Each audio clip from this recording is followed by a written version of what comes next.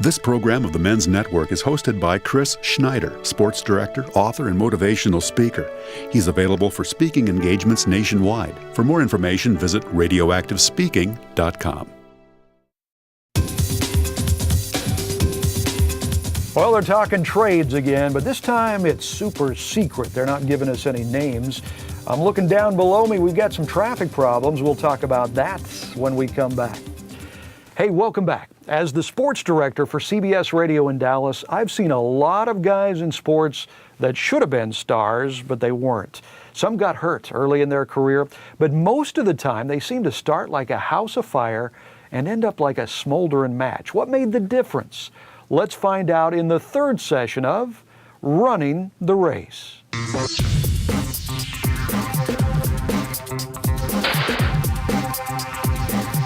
Do you not know that in a race all the runners run, but only one gets the prize? Run in such a way as to get the prize. In the last segment, we looked at how great athletes get the most out of their talents. What we'll do now is see what we can learn from the way these Hall of Fame athletes train. Now, when an athlete has developed his talents, he has to be ready to step up when called on. I remember talking with Tony Romo in the Cowboys locker room after a practice before he was a starting quarterback.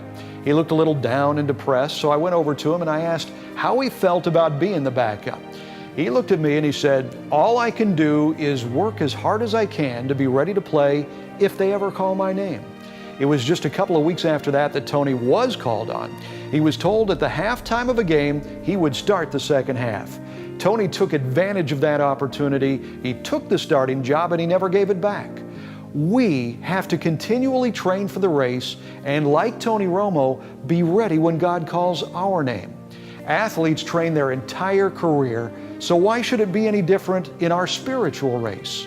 To the Corinthians, Paul said this, "Everyone who competes in the games goes into strict training.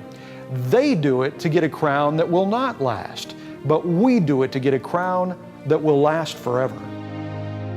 We have to continually train for the race. Let's look at how and why great athletes train.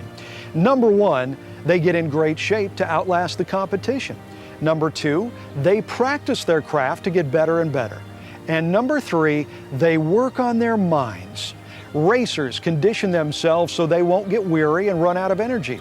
No matter whether you're a distance runner or a NASCAR driver, you get in condition to complete the race so that you have a kick on that last lap and finish strong.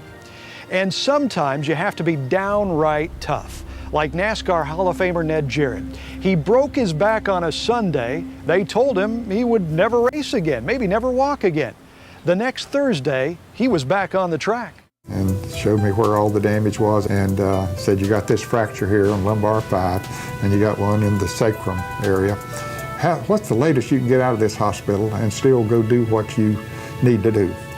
I said, "If I can get out of here Wednesday, we'll be okay." He said, "It is not humanly possible for you to walk out of this hospital on Wednesday." And, he came in on Wednesday morning and fitted me up with that brace, and that was the first time I was able to walk.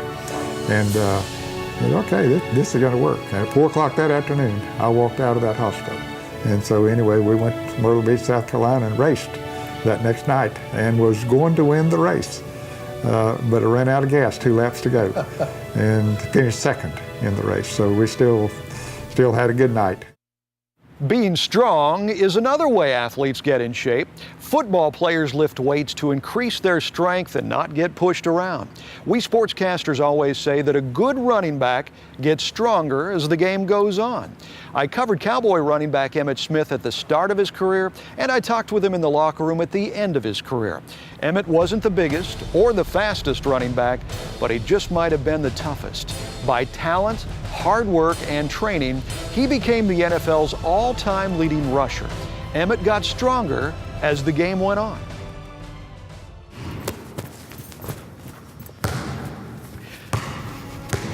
Basketball players practice their craft by shooting and dribbling. Baseball players take grounders and batting practice. Golfers hit drives and practice putts. All great athletes have to practice their craft to get the most out of their talents. As Christians, we practice our craft by living the Christian life every day.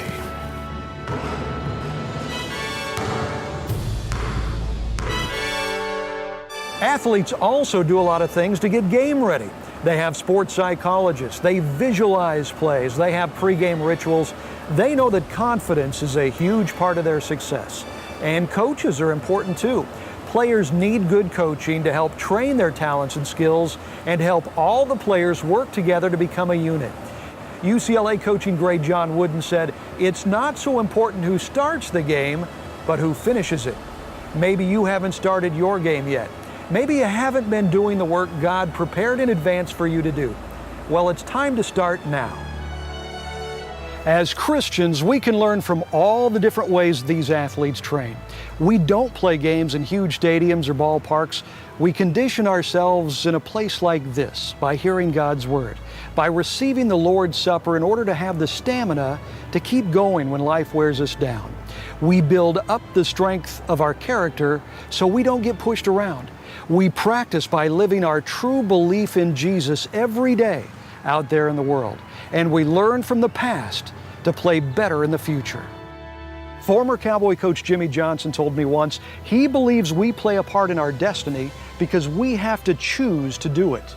There is no athlete that became a champion by accident. They chose to give everything they have to win. Joshua said to the children of Israel, "Choose for yourselves this day whom you will serve. As for me and my household, we will serve the Lord." When he was winning Super Bowls, Jimmy Johnson used to tell his players, if you're going to talk the talk, then you have to walk the walk. A lot of us Christian men talk a good game. We say we believe in Jesus. We say we want to be servants of God and be powerful men of God. Oh, we talk. But now we need to step up and be men of God and walk the walk. For the Men's Network, I'm Chris Schneider.